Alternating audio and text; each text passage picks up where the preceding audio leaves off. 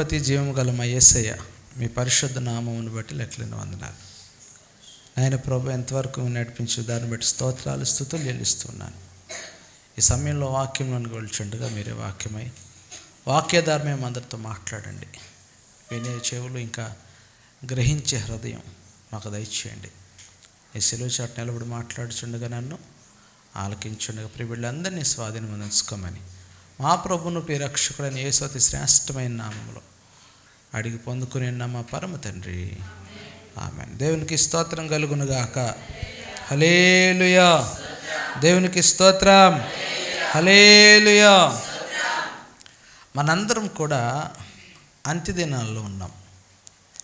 అంత్యదినాల్లో ఉన్నాం అనే దానికంటే కూడా ప్రత్యేకంగా క్రైస్తవులకు మాత్రమే భయాన్ని కలిగించే అంశాలు, ప్రత్యేకంగా క్రైస్తవులకు మాత్రమే యేసుక్రీస్తు ప్రభువారి యొక్క రాకడను బట్టి సంతోషం కొంతమందికి అయితే, భయాన్ని కలిగించే రెండు విషయాలు ఉన్నాయి.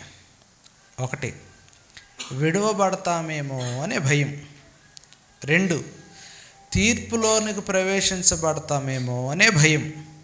సంతోషం ఏంటి అంటే, ఆయన రావడానికి సమీపంగా ఉన్నా, ఈ క్షణం ఇప్పుడు ఆయన రాకడ వచ్చినా సరే నేను ఎత్తబడేంత సిద్ధపాటు నేను కలిగి ఉన్నాను అనే సంతోషం బహుశా బహు తక్కువ మందిలో కనిపించవచ్చు. కానీ ఎక్కువగా ప్రభు యొక్క రాజ్యం, ప్రభు యొక్క రాకడ వస్తుంది అంటే చాలా మట్టుకు కలిగేది భయమే. ఏ భయం అది? అనుమానంతో కూడిన భయం. ఏమండి? అనుమానంతో కూడిన భయం. నేను ఎక్కడ విడిచిపెట్టబడతానేమో, ఎత్తబడతానో లేదో. అంతే కదండి. గత రాత్రి మనం నేర్చుకున్నాం కదా, చదువుకున్నాం. దాన్ని నెక్స్ట్ వీక్ దాన్ని మనం ఇంకా విపులంగా మనం ధ్యానించుకోబోతున్నాం. ఒక్కొక్కరికి దేవుడు అంటే విశ్వాస పరిమాణ క్రమము చొప్పున, పౌలు అంటాడు విశ్వాస పరిమాణ క్రమము చొప్పున ఆయన కృపనుగ్రహిస్తాడంట. కొలత కొలిచి మరి, అవునా? కొలత కొలిచి మరి.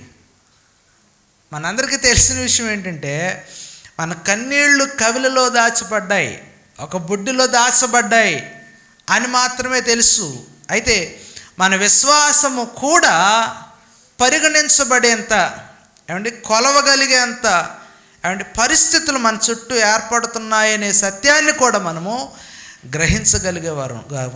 గ్రహించగలిగేవారుగా మనము ఉండాలి. ఎందుచేత అంటే, మన రాకడలో ఎత్తబడే ఆయన యొక్క రాజ్యంలోనికి ప్రవేశించబడితే సంతోషం, అంత బాగా జరిగిపోతే. ఏమంటే కానీ మనం దేనికోసం సిద్ధపడాలి అంటే, ఇదిగో ఈ లోకం మీదకి తీర్పు రాబోతూ ఉంది. ఆ తీర్పులోనికి నేను ప్రవేశించకుండా నేను ఎక్కడుండాలి? ప్రభు రాకడలో, ప్రభు రాజ్యంలో ఉండాలి. ఒకవేళ గనక నేను విడువబడితే నా మీదకి, లేదా నా బిడ్డల మీదకి, లేదా నా కుటుంబం మీదకి ఏమొచ్చే అవకాశం ఉంది అంటే తీర్పు వచ్చే అవకాశం ఉంది. సో రాబోయేది దేవుని యొక్క రాకడనే దానికంటే తీర్పు రాబోతుంది అని మనము ఎప్పటి నుంచే సిద్ధపడాలి. Praise the Lord. దేని కొరకు? దేవుని రాజ్యం కొరకే మన సిద్ధపాటు. కానీ దేని దృష్టిలో పెట్టుకొని? అవునా? పరలోక రాజ్యంలో బంగారు వీధులు ఉంటాయంట, బంగారు కిరీటాలు ఉంటాయంట, మహిమగల సింహాసనం మీద ఆయన ఉంటాడంట, నేను ఆయన ముందు ఉండాలంట. ఈ అంటూ భక్తి చేస్తే మనం ఎక్కడికి వెళ్ళలేకపోతాం. అవునా? దేవుని రాజ్యంలోనికి మనం వెళ్ళే ఛాన్సెస్ బాగా తక్కువగా ఉండొచ్చు. లోకంలో ఒక సామెత ఉంది. ఏంటి అదంటే, కీడెంచి మేలెంచాలంట. అవునా? కీడెంచి మేలెంచాలి. ఇప్పుడు తీర్పు కోసం మనం ఆలోచించగలిగితే మనం ఏమి చేయగలుగుతాం? దేవుని రాజ్యము కొరకు మనం సిద్ధపడగలుగుతాం. ఆయన రాకడలో ఎత్తబడే గుంపులో వధువు సంఘంలో చేర్చబడేలాగా మన యొక్క జీవితాలను ఏం చేసుకోగలుగుతామంటే సిద్ధపరచుకోగలుగుతాం. దేవునికి మహిమ కలుగును గాక. దేవునికి స్తోత్రం. హల్లెలూయా. ఇదంతా కూడా ఏంటంటే మనం జాగ్రత్తలు తీసుకోవడం అంతే, ఇంకేం కాదు.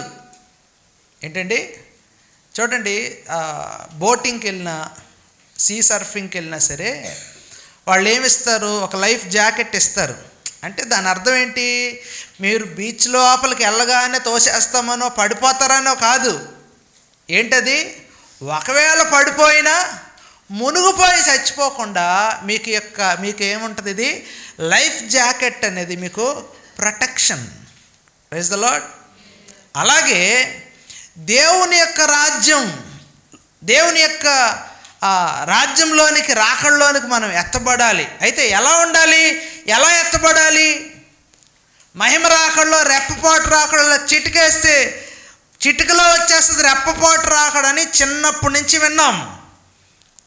కానీ ఇప్పుడు ఆ రాకడొచ్చే పరిస్థితుల్లో మనం ఉన్నామే. ఆ యొక్క రెప్పపాటు చిటికలో మార్పు జరిగిపోవాలి. చిటికలో మొత్తం అంతా ఎత్తబడిపోతారంటున్నారే. అయితే చిటికలో మార్పు జరిగే, ఎత్తబడే ఆ యొక్క రాకడ సమయంలో ఆ యొక్క చిటికలోనే మార్పు చెందగలిగే వాతావరణ పరిస్థితులు మనలో ఉండాలిగా. అంతే కదండి, మనలో ఉండాలిగా. ఉంటే సంతోషం. కానీ ఎలా ఉండాలో మనకు తెలుసా? తెలీదు. ఎలా సిద్ధపడాలో మనకు తెలుసా? తెలీదు. ఒకళ్ళు ఒకలాగా చెప్తారు, ఇంకొకలాగా అంటారు. వాళ్ళు చెప్పారు, వీళ్ళు చెప్పారని కాదు.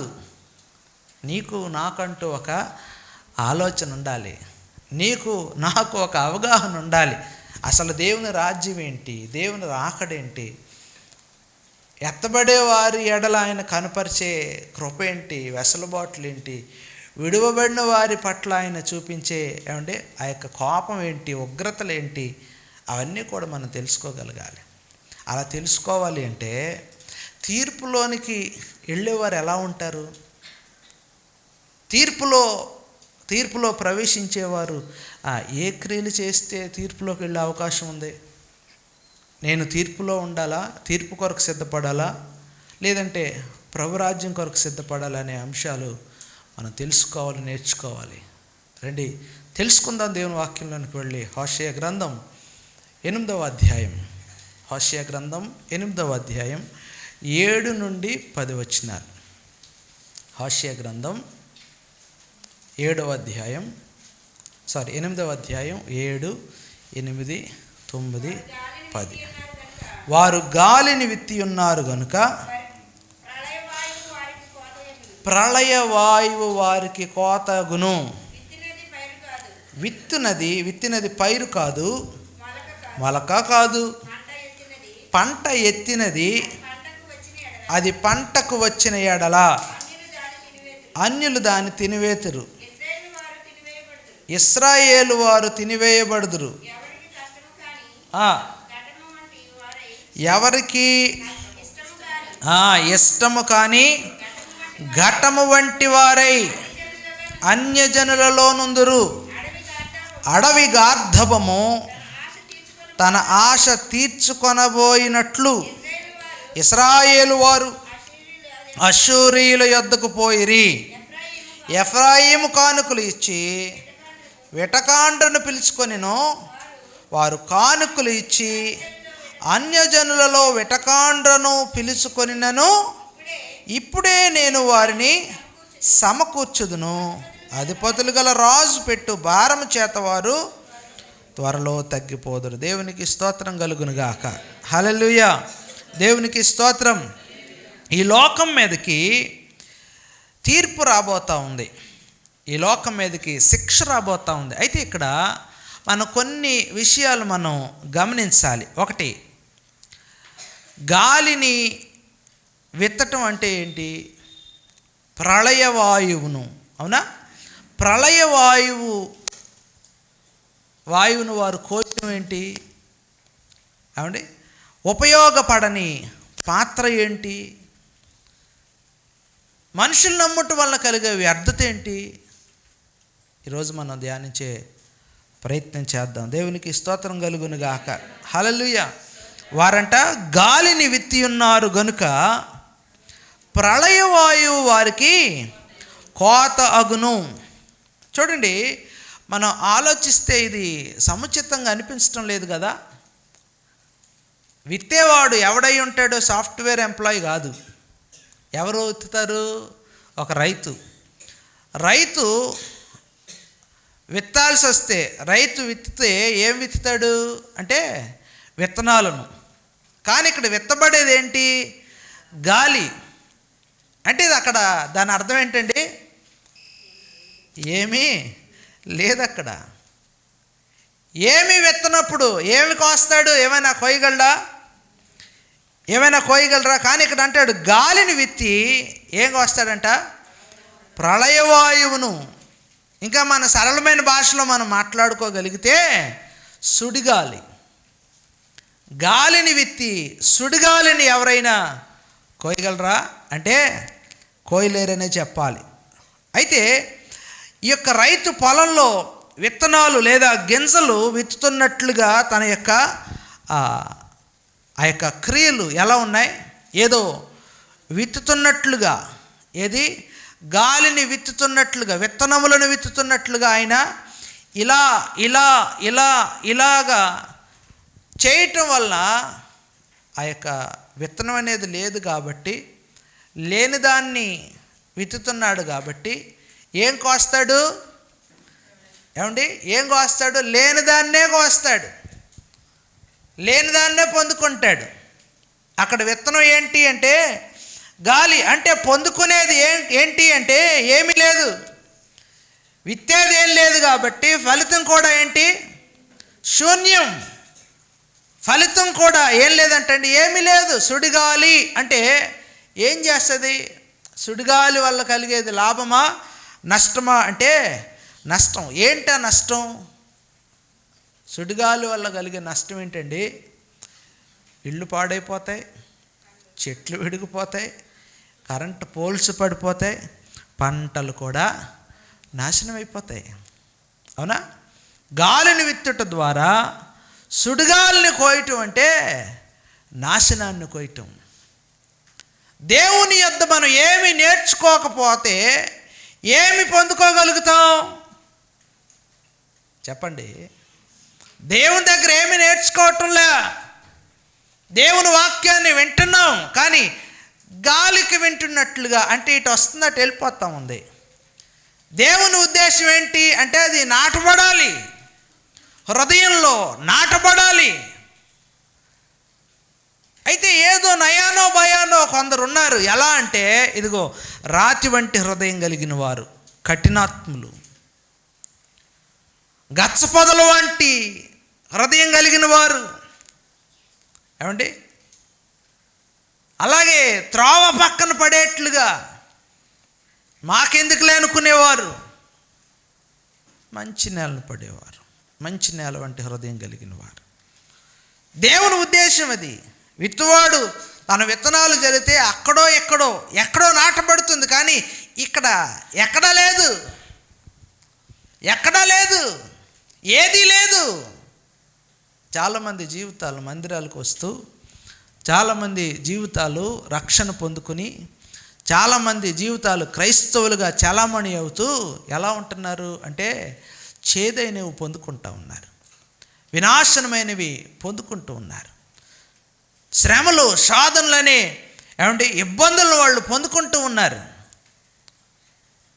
చాలామంది అనుకుంటారు ఏమిటంటే మేము భక్తి ఎక్కువగా చేస్తున్నాం కాబట్టి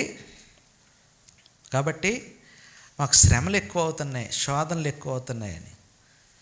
ఏది భక్తి ఎక్కువ వచ్చే శోధనో శ్రమో, ఏది భక్తి లేకుండా కలిగే నాశనమో గ్రహించగలిగేంత సిద్ధపాటు బహుశా అటువంటి వారికి ఉండకపోవచ్చు. ఎందుకంటే వాళ్ళు యామరపాటుగా ఉంటారు. Praise the Lord. చూడండి, దేవుని వాక్యం చెప్తుంది గలతీలకు రాసిన పత్రిక 6వ అధ్యాయం, గలతీలకు రాసిన పత్రిక 6వ అధ్యాయం 7-8 వచనాలు ఒకసారి చూద్దామా? మోసపోకుడి, దేవుడు వెక్కిరింపబడడు. మనుష్యుడు ఏమి విత్తునో ఆ పంటనే కోయును. ఎలాగనగా తన శరీరేచ్ఛలను బట్టి విత్తువాడు తన శరీరము నుండి క్షయమను పంటను కోయును, ఆత్మను బట్టి విత్తువాడు ఆత్మ నుండి నిత్యజీవం అనే పంట కోయును. దేవునికి మహిమ కలుగునుగాక. హల్లెలూయా. మనుషుడు ఏం విత్తుతాడో అదే పంట కోస్తాడంట. Praise the lord. ఏం విత్తుతాడో అదే పంట కోస్తాడు. ఇక్కడ ఇశ్రాయేలీయులు ఏం విత్తుతున్నారు అంటే విగ్రహాలను ఆరాధిస్తూ, విగ్రహాలను పూజిస్తూ, వాటిని వెంబడిస్తూ చేసే ఆ యొక్క క్రియలను బట్టి వారు ఏం పొందుకుంటారంట? కీర్తనాకారుడు అంటాడు కదా, విగ్రహములు ఎలాంటివంటండి? అవి వెండి బంగారువి, వాటికి చెవులుంటాయి కానీ వినవు, ముక్కుంటుంది వాసన చూడదు, కన్నులుంటాయి చూడు, చేతులుంటాయి, కాళ్ళుంటాయి. ఏమండి? వాటిని చేయువారును వాటిని వెంబడించువారును ఏం విత్తుతున్నారు? విగ్రహాలను వెంబడిస్తూ ఉన్నారు. ఏం విత్తుతున్నారు? అవునా? వారు విత్తేదేం లేదు. మన దేశం పాడైపోకూడదు, మన దేశం నాశనం అయిపోకూడదు. ఇదిగో మనము దేవుని భయము చేత యొక్క దేశాన్ని కట్టుకున్నాం. దేవుని భయం ఇదిగో మనలో ఉంది, మన పితరులలో ఉంది. అనవసరంగా వ్యర్థమైన విగ్రహాలను ఆచరించొద్దు, వ్యర్థమైన వాటిని వెంబడించొద్దు, మన దేశ సంస్కృతిని పాడు చేయొద్దని చెప్పిన ఒక దైవజనుడు చార్లీ కర్క్ అనే ఆ యొక్క దైవజనుడిని ఏం చేశారంటే అమెరికాలో కాల్చి చంపేశారు. విగ్రహాన్ని వెంబడించడం ద్వారా కలిగేది ఏం లేదు, ఒరిగేది ఏం లేదు. సాంప్రదాయం పాడైపోతున్నాయి, మానవ విలువలు పోతున్నాయి. పురుషుడు పెళ్లి చేసుకుంటున్నారు, స్త్రీలు పెళ్లి చేసుకుంటున్నారు. ఏమంటే ఆ యొక్క గే సిస్టమ్ను కూడా లీగలైజ్ చేస్తూ ఉన్నారు. ఇది సభ్యత కాదు. ఏమండి? అబార్షన్ చేయించుకోకూడదు. దీనివల్ల మానవాళికి ముప్పు వస్తుంది. మన యొక్క దేవుడు దీన్ని హర్షించడు. వస్త్రధారణ సరిగ్గా ఉండాలి. ఇంకా ఆటలు పాటలు అల్లరితో కూడినవి ఏవి కూడా మన జీవితాల్లో ఉండకూడదు. ఆత్మీయ అభివృద్ధి మనం కలిగితే మన దేశం ఇంకా ముందుకెళ్తుందని చెప్పాడు ఆ యొక్క దైవజనుడు. వాటిని వెంబడించేవాడు, అది మెచ్చనివాడు ఏం చేశాడు? ఆ గొంతును మోగబోయేలా చేశాడు. దేవునికి స్తోత్రం. ఆయనే కాదు, ప్రవీణ్ పగడాల గారిని కూడా అలాగే మన దేశంలో ఉన్న వ్యర్థమైన ఆచారాలను సాంప్రదాయాలను ప్రశ్నించి కౌంటర్ చేస్తున్నాడని ఆయన చంపేశారు. మీకు అర్థమవుతుందా? లోతు సొదొమ గొమొర్రా బాగుందని, సొదొమ గొమొర్రా పచ్చగా ఉందని, బాగా ఆశీర్వదించబడిందని, తన కన్నులకు ఇంపుగా ఉందని లోతు ఆకర్షితుడై వెళ్ళాడు. ఎక్కడికి? సొదొమ గొమొర్రాకి. దేవుడు నాశనం చేద్దామని అక్కడికి వెళ్తే చూడండి అక్కడ ఎటువంటి సందర్భం జరిగిందో, ఎందుకు నాశనం చేద్దాం అనుకున్నాడో, అక్కడ పరిస్థితులన్నీ ఎట్లాగున్నాయో ఒకసారి మనం గమనించగలిగితే ఒకే ఒక్క మాట నేను మీకు జ్ఞాపకం చేద్దామని ఆశపడుతున్నాను. చూడండి, ఆదికాండము 19వ అధ్యాయం. ఆదికాండం 19వ అధ్యాయం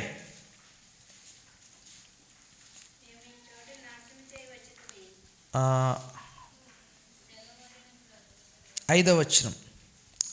లోతును పిలిచి, ఈ రాత్రి నీ యొద్దకు వచ్చిన మనుషులు ఎక్కడా?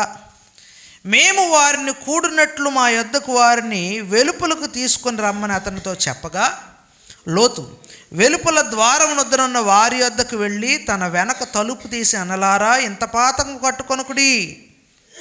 ఇదిగో పురుషుని కూడా నీ ఇద్దరు కుమార్తెలు నాకున్నారు. సెలవైతే వారిని మీ వద్దకు వెలుపలకు తీసుకొని వచ్చేదను, వారిని మీ మనస్సు వచ్చినట్లు చేయుడి.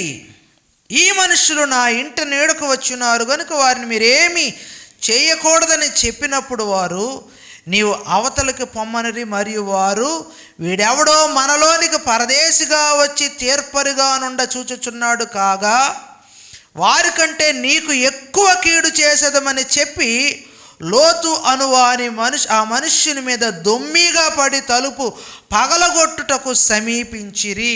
దేవునికి స్తోత్రం. ఇదేమైనా సముచితంగా అనిపిస్తూ ఉందా? అక్కడ ఉన్న మనుషులు చిన్న పెద్ద వావి వరుస తేడా లేని వ్యక్తులు, వాళ్ళలోనికి వ్యర్థత ప్రవేశించడానికి గల కారణం ఏంటి? వారి విధంగా పాడైపోవడానికి గల కారణం ఏంటి? వారిలో ఇటువంటి పతన సంబంధమైన నాశన సంబంధమైన తీర్మానాలు కోరికలు వారిలో పుట్టడానికి గల కారణం ఏంటి అంటే వారు విత్తినది. ఏం విత్తారు అంటే ఏం విత్తారు? వాళ్ళు ఏం విత్తారు? చెడే. ఏం విత్తారు? పాపమే. ఏం విత్తారు? వాళ్ళు నాశనమే. ఇప్పుడు ఏం కోస్తారు వీళ్ళు? ఏం కోస్తారు? ఏ పంట కోస్తారు? వినాశనం. అదే కదా వాళ్ళు పొందుకున్న శిక్ష. ఏం పొందుకున్నారు వాళ్ళు? అగ్ని గంధకములను దేవుడు కురిపించగా ఆ పట్టణములన్నీ కూడా ఏమైనాయి అంటండి? పట్టణములన్నీ నాశనం అయిపోయినాయి. సొదొమ గొమొర్రా 2 కూడా సర్వనాశనం అయిపోయింది. పచ్చని రంగు కనిపించకుండా ఎప్పటికీ కూడా గంధకం ఎక్కువగా దొరికే ప్రాంతం అదే. దేవునికి స్తోత్రం. మనం కాలెడితే మోకాలు లోతంత మునిగిపోయేంత లోతు ఉంటుందంట. దేవునికి స్తోత్రం. కాబట్టి దేవుని ప్రియబిడ్డలారా, మనము ఏం విత్తాలి, ఏం కోయాలి? మనుషుడు ఏం విత్తితే దాన్నే కోస్తాడు.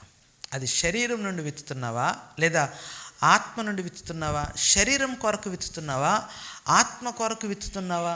ఇక్కడ అంటాడు పౌలు భక్తుడు, అది ఎలాగనగా తన శరీరేచ్ఛల నుండి విత్తువాడు తన శరీరము నుండి క్షయమగు పంట కోయును. తన శరీరేచ్ఛలను బట్టి విత్తువాడు, శరీర కోర్కెలను బట్టి విత్తువాడు, శరీర ఇచ్చలను అనుసరించి విత్తువాడు అక్షయమైనది పొందుకుంటాడని ఉందా? లేదు, క్షయమయ్యేదే. అయితే ఇక్కడ మరొక వ్యక్తి ఉన్నాడు, ఆయన ఆత్మను బట్టి విత్తేవాడంట. ఆత్మను బట్టి విత్తువాడు ఆత్మ నుండి నిత్య జీవం అని. ఏ పంట అంట? ఆ పంటకి ఉన్న పేరేంటి? ఆ పంటకి ఏ పేరేంటిదండి? నిత్య జీవం అనే పంట. శరీరేచ్ఛలను బట్టి విత్తువాడు ఆ పంట పేరేంటంట? క్షయమగు పంట. అంటే ఎంతలో కనబడి అంతలో మాయమయ్యేది, కొంతకాలమే నిలిచేది, శాశ్వత కాలం ఉండే పంట కాదది. ఆ విత్తనం, ఆ యొక్క ఫలితం, ఆ ఫలం శాశ్వత కాలం ఉండదు, కొంతకాలమే. మనం శాశ్వత కాలము పొందే ఫలాన్ని మనం పొందుకోవాలి అంటే ఆత్మను బట్టి మనం విత్తేవారిగా ఉండాలి. రెండో విషయం మనం చూద్దాం. విత్తినది పైరు కాదు, మొలక కాదు. ఏం కాదంటండి? విత్తినది ఏం కాదు? పైరు కాదు, మొలక కాదు. వ్యవసాయం కొరకు తెలిసిన వాళ్ళకి తెలుస్తుంది పైరు అంటే ఏంటో, మొలక అంటే ఏంటో. మీకు అర్థమైందా? దాన్ని ఏంటంటారండి? నాట్లని అంటారు, నాట్లు నాటడమని అంటారు. అది ఒక సర్టెన్ టైం వచ్చిన తర్వాత దాని అంతటిని తీసేసి కలుపును వేరు చేసి ఏం చేస్తారు? నాటుతారు. నాటిన తర్వాత అది ఏమైద్ది? అది పెరిగి అది కోతకు వచ్చేంత వరకు కూడా ఆ గింజ లేతగా మొలిచిన గింజ అలా పెరిగి ముదిరి ఏమవుద్దంట? మనకి ఫలాన్ని ఇస్తుంది. ఎకరంలో పండితే ఇన్ని బస్తాలని, అలాగా ఆ యొక్క విత్తనాన్ని బట్టి, ఆ భూసారాన్ని బట్టి, ఆ యొక్క వాడిన కాపాడడానికి ఉపయోగించే ఎరువులను బట్టి వారికి ఆ యొక్క ఫలితం వస్తుంది. కానీ ఇక్కడ అంటాడు, విత్తినది పైరు కాదు, అలాగే మొలక కాదు. ధాన్యమునకు అక్కడ ఏం లేవంటండి? గింజలేదు. ఇక్కడ ఇశ్రాయేలుల పరిస్థితి మనం చూస్తే, ఇశ్రాయేలులు వేసిన యొక్క విత్తనం, ఇశ్రాయేలులు వేసిన విత్తనం వాళ్ళకంట ఎలా ఉంది అంటే నిరుపయోగంగా. వాళ్ళు కోత కోసేటప్పుడు వాళ్ళకి ఎలా ఉంది అంటే నిరుపయోగంగా ఉందంట. వాళ్ళు ప్రయాసపడ్డారు కానీ వాళ్ళు ఆశించిన దానికంటే ఎక్కువగా వాళ్ళు పొందుకోలేకపోయారు. వాళ్ళు సమయాన్ని అయితే వెచ్చించారు, కానీ ఆ సమయం వారికి ఉపయోగకరంగా లేదు. శ్రమ అయితే శ్రమ పడ్డారు, కానీ వాళ్ళు శ్రమకు తగ్గ ఫలితాన్ని వాళ్ళు పొందుకోలేకపోయారు. దానికి గల కారణం ఏంటి అంటే, దేవుని యొద్ద నుండి మేమంతా ఇది పొందుకున్నాం అని వాళ్ళు గుర్తించకపోవటమే. Praise the lord. దేవుని యొద్ద నుండి దేవుడే మాకు ఇది అనుగ్రహించాడు అనేది వారు తెలుసుకోకపోవడమే. దేవుడు సమస్తాన్ని సమకూర్చి వారికిస్తే వారేమంటున్నారు అంటే, మాకు అన్యదేవతలు, మేము అనుసరించు విగ్రహాలు, మేము దేవుళ్ళు అనుకునేవారు మాకు సమస్తాన్ని అనుగ్రహించారు అంటే, మరి ఆ దేవునికి ఏమొచ్చింది? అన్ని అనుగ్రహించిన దేవునికి ఏమొచ్చింది? కోపం. వీళ్ళ యొక్క తప్పు వీళ్ళు తెలుసుకునేలాగా నేను చేస్తానని దేవుడు వాళ్ళకి ఏం చేశాడంటండి, తగిన కాలమందు వర్షాన్ని వాళ్ళు కురిపించలేదంట. తగిన కాలమందు వారికి రావాల్సిన ఫలమును, అధిక ఫలం పొందుకునే, అధిక దిగుబడి వచ్చే ప్రత్యామ్నాయ మార్గాలన్నిటినీ కూడా ఆయన మూసేశాడంట. తత్ఫలితంగా వారు విత్తిన దాన్ని ఏం చేయలేకపోయారు? కొయ్యలేకపోయారు. కీర్తనాకారుడు అంటాడు కదా, ఏమని? కన్నీళ్లతో విత్తువాడు సంతోషగానముతో పనలు మోసుకొని పోవును అని. దేవునికి స్తోత్రం, హల్లెలూయా. ఇక్కడ విత్తేవారు ఎలా ఉన్నారు అంటే, హృదయ భారముతో విత్తేవారుగా లేరు. దేవుని యొక్క కటాక్షము కొరకు ప్రయాసపడేవారుగా లేరు. దేవుని యొక్క హృదయాన్ని సంపాదించుకునేవారుగా లేరు. ఎలా ఉన్నారు వీళ్ళు అంటే, విశ్వాసఘాతకులుగా ఉన్నారు, అవిశ్వాసులుగా ఉన్నారు, అపనమ్మకస్తులుగా ఉన్నారు. తత్ఫలితంగా వాళ్ళు ఏం పొందుకున్నారంటే, వాళ్ళు ఏం పొందుకోగలిగారు?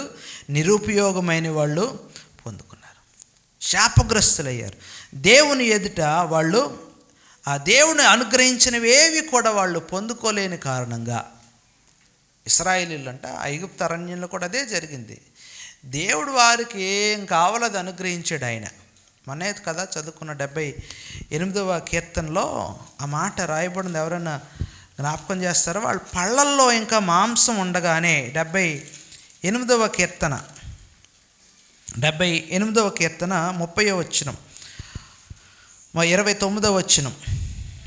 వారు కడుపారా తిని తనిసిరి, వారు ఆశించిన దానిని ఆయన అనుగ్రహించెను. వారి ఆశ తీరక మునిపే ఆహారం ఇంకా వారి నోళ్లలో ఉండగానే దేవుని కోపము వారి మీదకు దిగెను.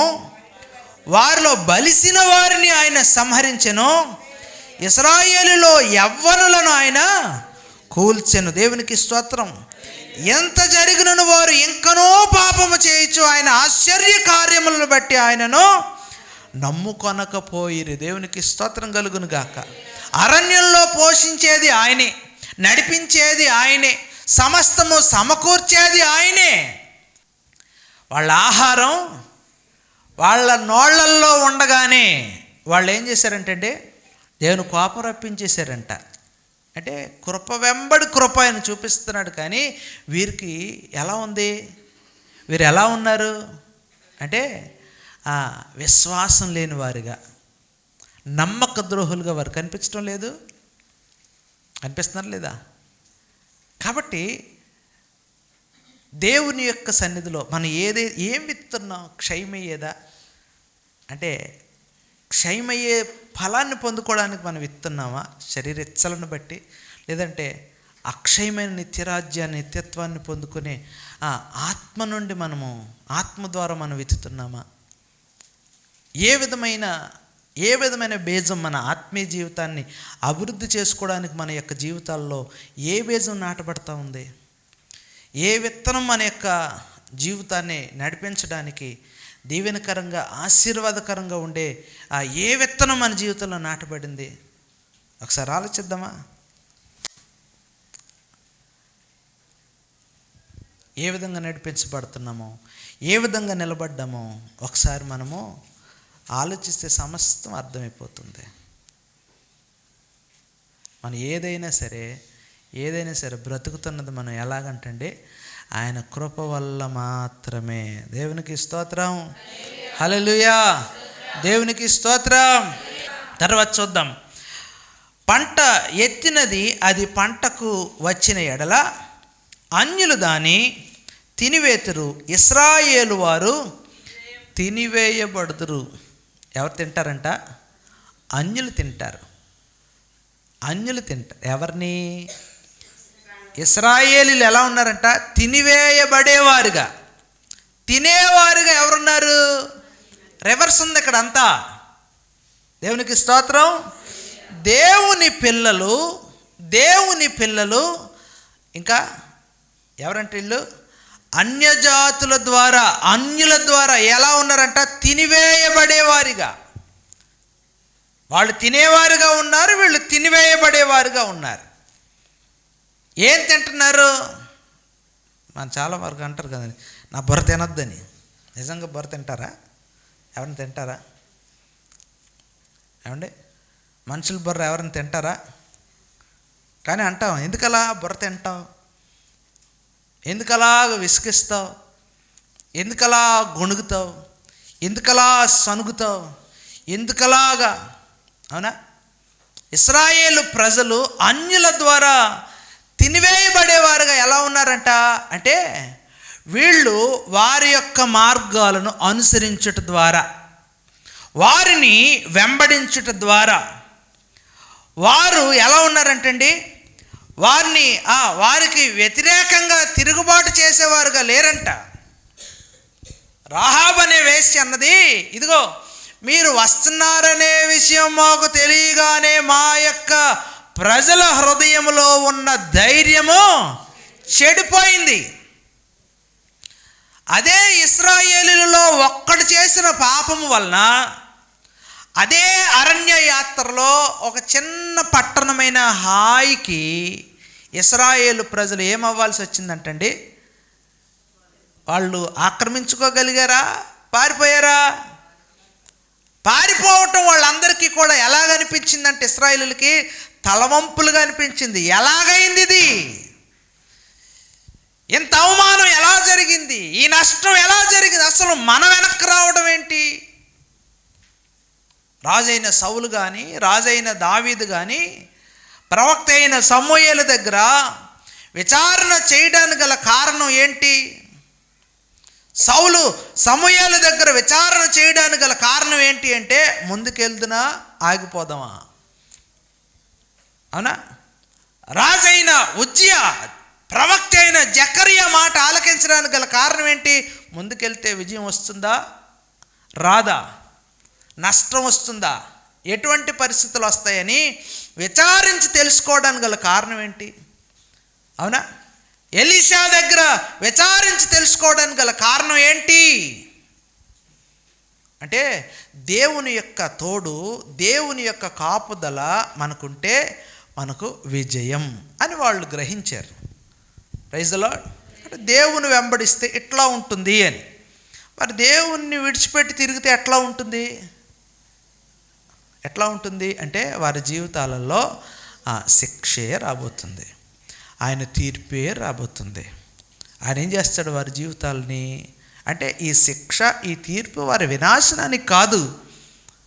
మీరు మాట్లాడితే శిక్ష, మాట్లాడితే తీర్పు అంటే మాకు భయం కలుగుతుంది అనుకోమాకండి.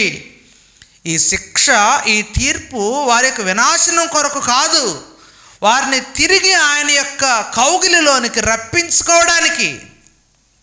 దేవునికి స్తోత్రం. ఒక మనిషికి మానసికంగా బలహీనుడైతే వాడికి హాస్పిటల్ తీసుకెళ్ళి ఏం చేస్తారు? చిన్న షాక్ పెడతారు, షాక్ ఇస్తారు. చంపేయడానికా? పాడు చేసేయడానికా? లేదు. వాడు బలవంతుడైతే ఏమవుతాడు? తిరిగి ఆ చిన్న షాక్ ట్రీట్మెంట్ ద్వారా. అవునా? అనుకోమాకండి, పిచ్చోళ్ళకేమి షాక్ ఇస్తారు, కరెంట్ అనుకోవద్దు. బ్యూటీ పార్లర్ దగ్గరికి వెళ్ళండి, వాళ్ళు కూడా కరెంట్ పెడతారు.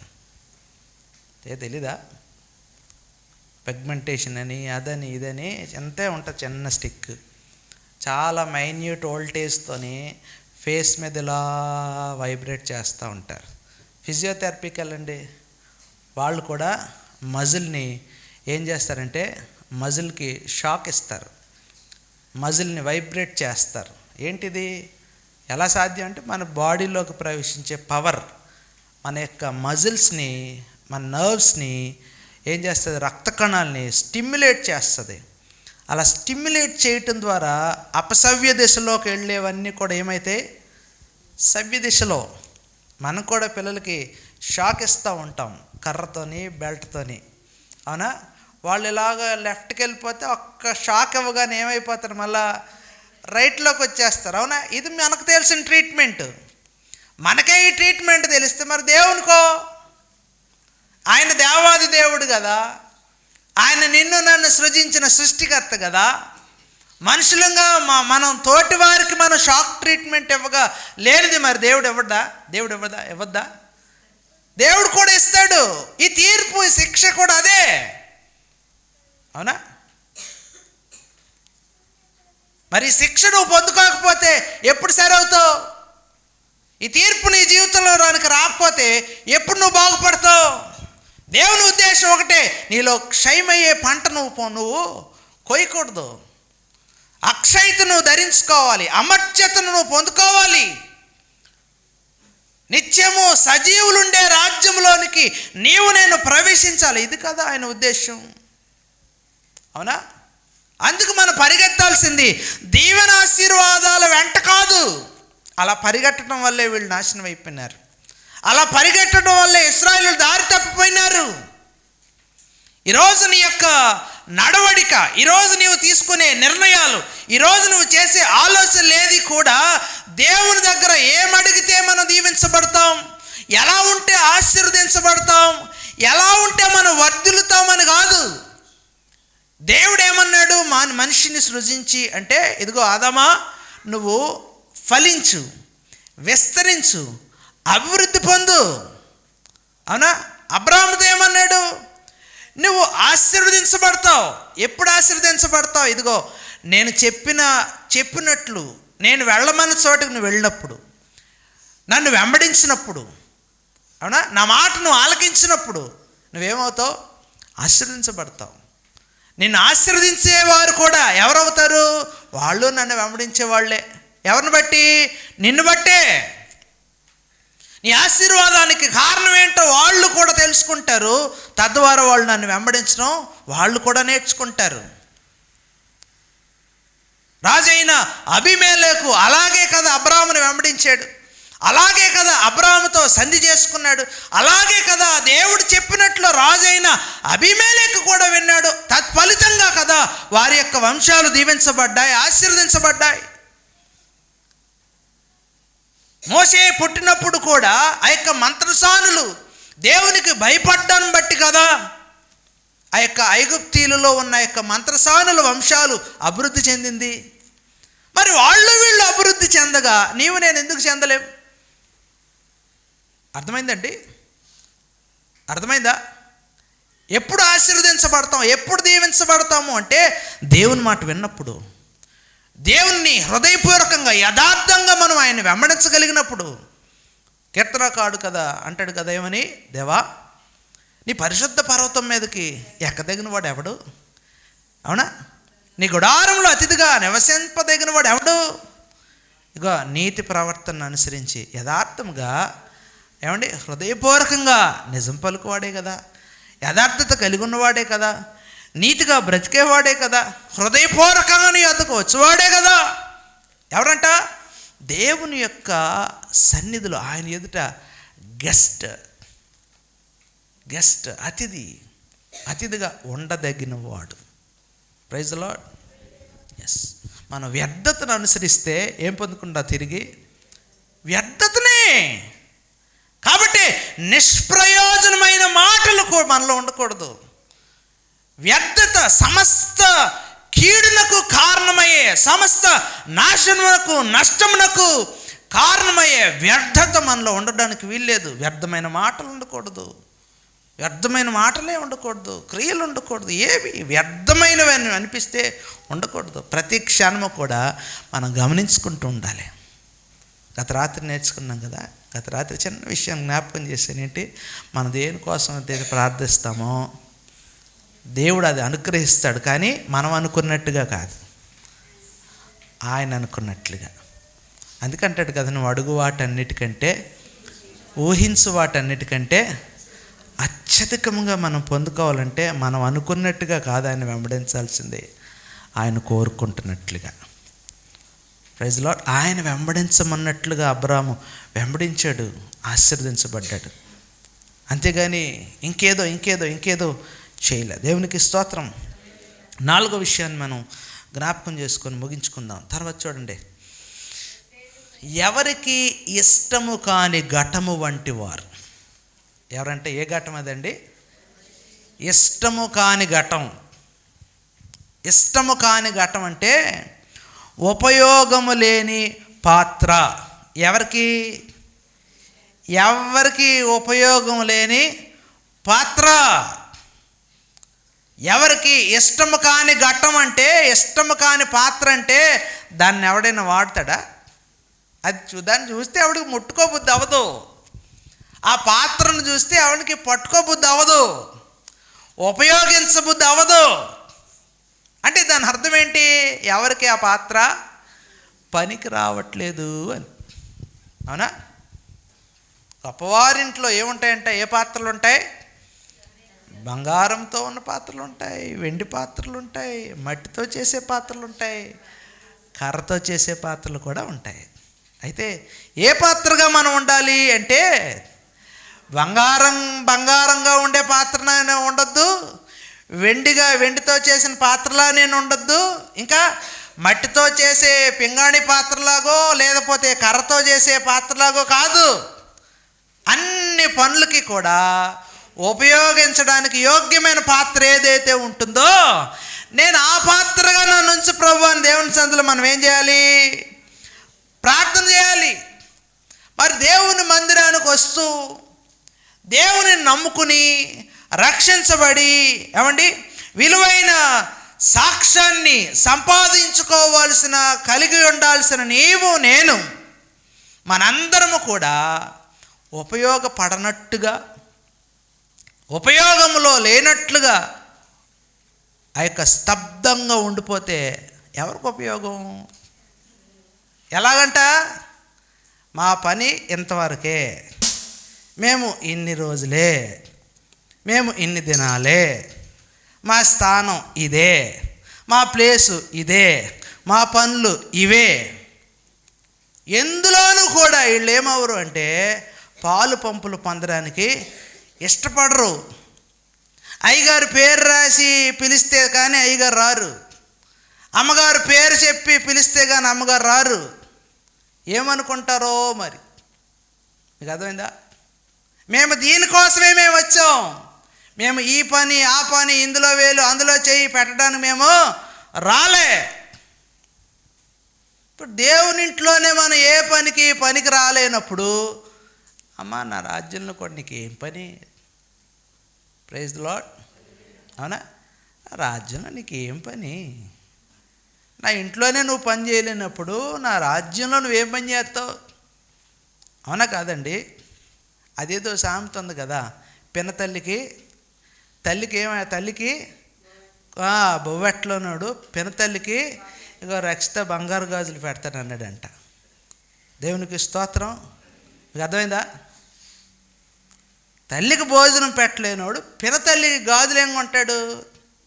అట్లనే దేవునింట్లో పని చేయలేనోడు, దేవునింట్లో పనికి రాలేనోళ్ళు ఆయన రాజ్యంలో ఏం పని చేస్తారు? దేనికి ఉపయోగపడతారు? దేనికి ప్రయోజనకరంగా ఉంటారు అంటే ఉండలేరు. అఫీషియల్గా వచ్చి అఫీషియల్గా వెళ్ళిపోతూ ఉంటారు. మరి అది ఏమనుకుంటారో నాకు తెలియదు, ఏమనుకుంటారో తెలీదు. పోనీ ఏమన్నా బెంజ్ కారులో దిగుతారా? అఫీషియల్గా వచ్చి అఫీషియల్గా వెళ్ళిపోతారు అనడానికి. పోనీ పెద్ద పెద్ద బంగళాల్లో నుండి వచ్చారా? రాజ్మహల్లో నుండి వచ్చారా? అవునా? మొన్న ఒక ఆమె వచ్చింది, చూశాను. ఒక ఆమె చర్చిలోకి ఇలాగ అనుకుంటూ వచ్చింది. అమ్మ, నువ్వు బయట ఎవరైనా, నువ్వు బయట ఎంత అధికారం అయినా, నువ్వు బయట ఎంత నాయకురాలు అయినా, దేవుని మందిరంలోకి వచ్చేటప్పటికి నువ్వెవరో తెలుసా? ఒక విశ్వాసివి, అంతే. నీకున్న డబ్బును బట్టో పరపతిని బట్టో నీకు సోఫా ఇయ్యొచ్చుగాక, అవునా? నీకున్న ధనాన్ని బట్టో అధికారాన్ని బట్టో మెహర్బానీలు బట్టో నిన్ను పొగడొచ్చుగాక. కానీ దేవుని రాజ్యంలో నీ చోటు ఎక్కడా? దేవుని రాజ్యంలో నీ స్థానం ఏంటి? మన దేవుని పిల్లలుగా ఉన్నప్పుడు దేవుని పని కోసం దేవుని ఇంట్లో మనం ఎలా ఉండాలి? ప్రయోజనకరమైన పాత్రగా.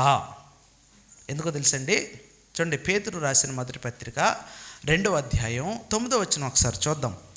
పేతురు రాసిన మొదటి పత్రిక, త్వరగా చదవండి. పేతురు రాసిన మొదటి పత్రిక 2వ అధ్యాయం 9వ వచనం. అయితే మీరు చీకటిలో నుండి ఆశ్చర్యకరమైన తన వెలుగులోనికి మిమ్మును పిలిచిన వాని గుణాతిశయములను ప్రచురము చేయు నిమిత్తము ఏర్పరచబడిన వంశమును, రాజులైన యాజక సమూహమును, పరిశుద్ధ జనమును, దేవుని సొత్తైన ప్రజలునై ఉన్నారు. దేవునికి స్తోత్రం, హల్లెలూయా. మనం ఎక్కడి నుండి పిలువబడ్డాం? చీకట్లో నుండి ఎక్కడికి? ఆశ్చర్యకరమైన వెలుగులోనికి మనం పిలువబడ్డాం. అంటే మనం పిలువబడ్డాము అంటే మనల్ని పిలిచిన వానిని బట్టి. మీకు అర్థమైందా? మనము పిలిచిన వానిని బట్టి. పిలిచిన వాని గుణాతిశయములు ఎలా ఉన్నాయి? ఇశ్రాయేలీయులు తినివేయబడుతున్నారు, అన్యులు తినివేస్తూ ఉన్నారు. ఇప్పుడు ఇశ్రాయేలీయుల్లో ఎవరి గుణాతిశయాలు ఉంటాయి చెప్పాలి? అన్యులవే కదా. ఇక్కడ పిలిచిన వాడు చీకట్లో ఉన్నవారిని ఆశ్చర్యకరమైన తన వెలుగులోనికి పిలిచిన వాడిని గుణాతిశయములను ప్రచురము చేయు నిమిత్తం. దేవుడు మనల్ని చీకట్లో ఉన్నవారిని, ఎవరికి పనికిరాని నిరుపయోగంగా ఉన్నవారిని ఎక్కడ ఉంచాలనుకుంటున్నాడు అంటే ఏర్పరచబడిన వంశంలో, రాజులైన యాజక సమూహంలో, పరిశుద్ధమైన జనములో, దేవుని సొత్తైన ప్రజలలో. ఎవరిని చెప్పాలి? చీకట్లో ఉన్నవారిని. చీకట్లో ఉన్నవారిని. ఎందుకో తెలుసండి, ఆయనకి ఎవరు కావాలి అంటే ఆరోగ్యవంతులకి వైద్యుడు అక్కర్లేదంట. మన చీకట్లో ఉన్నాం. ఆయన గుణాతిశయములను బట్టి మనము వెలుగులోనికి వచ్చిన వారమైతే ఆయన గుణాతిశయములను బట్టి మనం జీవించాల్సి ఉంటుంది. చూడండి, తిమోతిలకు రాసిన 2వ పత్రిక 2వ అధ్యాయం 21వ వచనం. తిమోతిలకు, ఎవడైనను వీటిలో చేరక తన్ను తాను పవిత్రపరచుకొనని ఎడల వాడు పరిశుద్ధపరచబడి యజమానుడు వాడుకొనుటకు అర్హమై ప్రతి సత్కార్యమునకు సిద్ధపరచబడి ఘనత నిమిత్తమైన పాత్ర అయ్యుండును. దేవునికి స్తోత్రం కలుగునుగాక, హల్లెలూయా. చీకటిలో ఉన్నవాడు ఆశ్చర్యకరమైన తన వెలుగులోనికి రావాలి. వచ్చినవాడు ఎలా ఉండాలంట? యజమానుడు వాడుకోవటానికి అర్హమైన పాత్ర. ఇంకా అన్నాడు, ఘనమైన ఘనత నిమిత్తమైన పాత్ర అయి ఉండవలెను. దేవునికి స్తోత్రం కలుగునుగాక, హల్లెలూయా.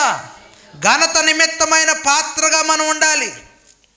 పరిశుద్ధపరుచుకునే వారముగా ఉండాలి. ప్రతి సత్కార్యమునకు సిద్ధపడేవారిగా మనం ఉండాలి. ప్రైజ్ ది లార్డ్, హల్లెలూయా. అంతే తప్ప మనలో ఏముండకూడదు అంటే నిరుపయోగమైన ఉండకూడదు. మనం ఎల్లప్పుడూ కూడా ఉపయోగపడే పాత్రలుగానే ఉండాలి, అవునా? అప్పుడప్పుడు వాడే పాత్రలుగా మనం ఉండకూడదు. ఎప్పుడో వాడే పాత్రగా మనం ఉండకూడదు. ఎందుకురా దీన్ని ఎందుకు వాడాలి అనే విధంగా మనం ఉండకూడదు. ఎలా ఉండాలంట?